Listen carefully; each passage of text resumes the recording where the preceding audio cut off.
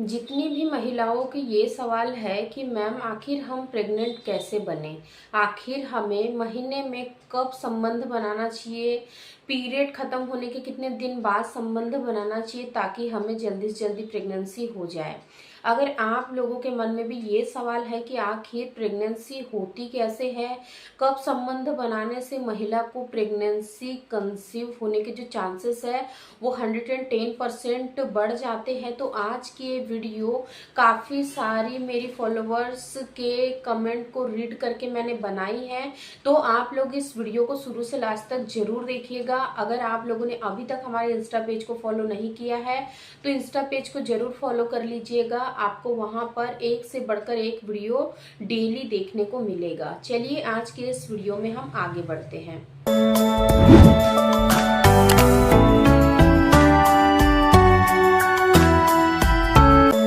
सबसे पहले तो अगर आप बेबी प्लानिंग कर रहे हैं, आपने ये सोच लिया है, आपने मन बना लिया है कि मुझे माँ बनना है, तो सबसे पहले देखिए डियर, आपको अपने पीरियड साइकिल को थोड़ा सा बारीकी से समझना है।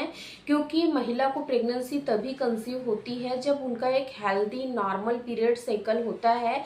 क्योंकि आपकी जो प्रेगनेंसी की जर्नी है वो ओवरऑल आपके पीरियड के ऊपर डिपेंड करती है। क्योंकि देखिए, पीरियड अगर आपके रेगुलर आते हैं तो ही आपके शरीर में जो ओव्यूलेशन की प्रक्रिया है वो रेगुलर होती है।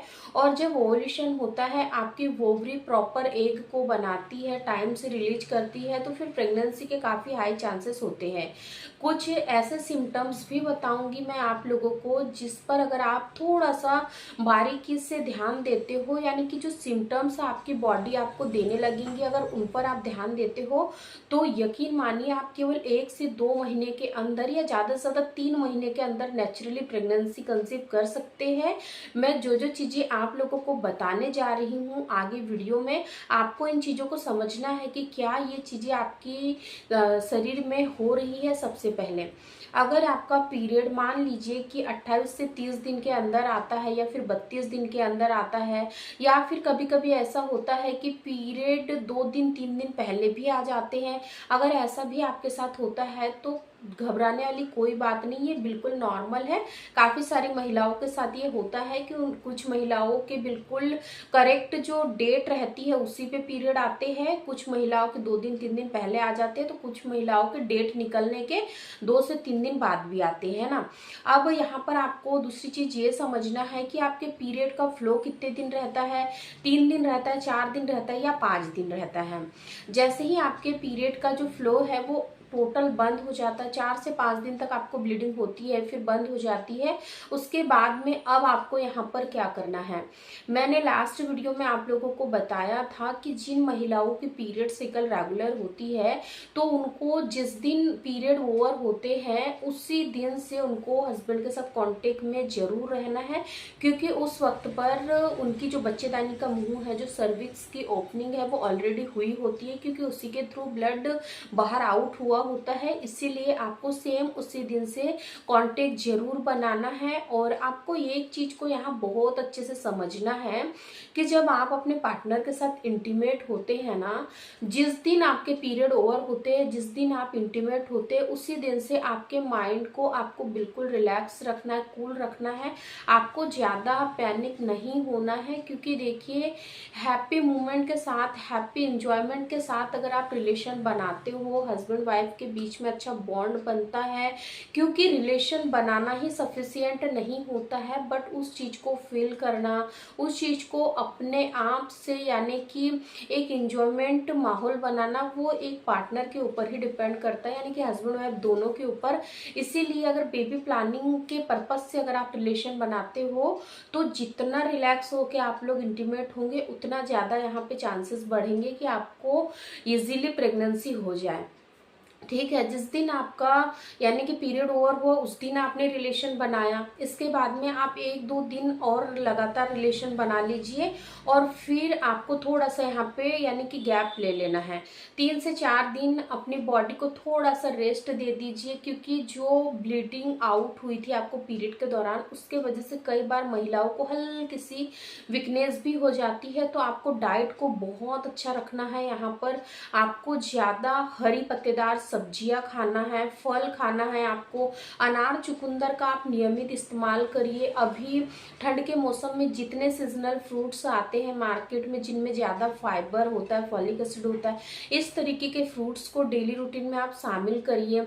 इसके बाद में जैसे ही आपका ओव्यूलेशन का फेज आता है, यानी कि पीरियड ओवर होने को 14-15 दिन हो जाते हैं, तो अब यहाँ पर आपको थोड़ा सा बारीकी से अपनी बॉडी पर सिम्टम्स को यानी कि समझना है। देखिए, जब एक फीमेल बॉडी में ओवरी में अंडा जो बनकर तैयार होता है और वो रिलीज होने के लिए पूरी तरीके से तैयार होता है ना, तो कुछ सिम्टम्स, कुछ संकेत आपकी बॉडी खुद ब खुद आपको देने लग जाती है। इसमें जो सबसे पहला सिम्टम होता है वो होता है कि आपको हल्का हल्का सा सर्वाइकल डिस्चार्ज होने लग जाएगा, सर्वाइकल म्यूकस निकलने लग जाएगा, जो कि वाइट कलर का हो सकता है, हल्के क्रीम कलर का हो सकता है, हल्का दूधिया कलर का हो सकता है, या फिर बिल्कुल ही ट्रांसपेरेंट पानी जैसा हो सकता है। क्योंकि अगर ये डिस्चार्ज हल्का हल्का हल्का सा निकलने लगा है तो ये कहीं ना कहीं बहुत ही बड़ा इंडिकेटर है कि जो आपकी ओवरी है वो एग को किसी भी वक्त रिलीज कर सकती है।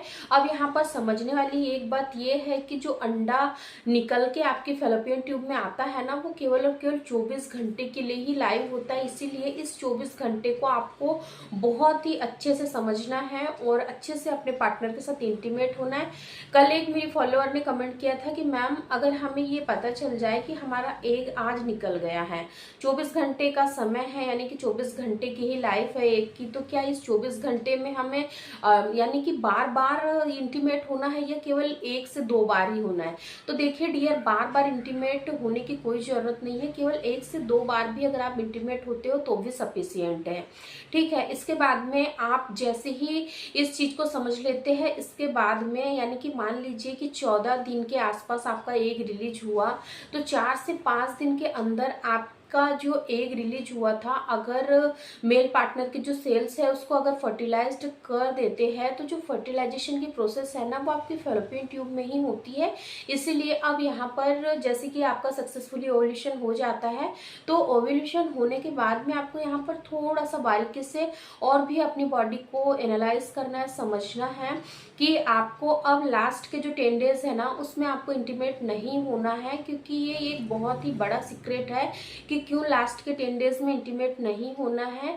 वो इसीलिए क्योंकि कई बार ऐसा होता है कि अगर आपका एग फर्टिलाइज्ड हो गया और फिर भी आप कंटिन्यूअस रिलेशन में हो, तो इससे क्या होता है कि आप सभी जानते हो कि जब हम इंटीमेट होते हैं पार्टनर के साथ तो कॉन्ट्रैक्शन होते हैं, संकुचन होता है, जो हमारी ओवरी है वो स्टिमुलेट होती है।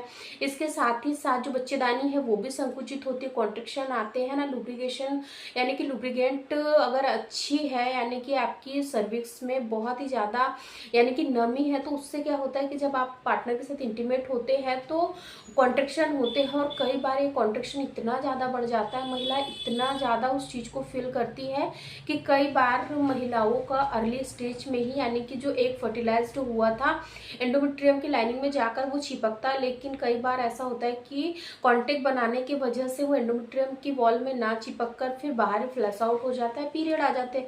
इसलिए आपको लास्ट के 10 दिनों में आपको रिलेशन बनाने से थोड़ी सी परहेज करना है। बाकी आपका जो खान पान है उसको अच्छा रखिए, माइंड को कूल रखिए, मेडिटेशन करिए, थोड़ा सा वॉक भी करिए, हरी पत्तेदार सब्जियों को डेली खाइए, फल खाइए, जूस पीजिए, तो आप नेचुरली एक हेल्दी प्रेगनेंसी को कंसीव कर सकते हैं। बस थोड़े से प्रिकॉशंस आपको रखने हैं, जो कि मैंने आप लोगों को अभी लास्ट में बताया है। आई रियली होप कि आपको आज का ये वीडियो यूजफुल जरूर लगा होगा। अगर आज का ये वीडियो आप लोगों को यूजफुल लगा है तो इस वीडियो को लाइक से जरूर कर दीजिए। Thank you.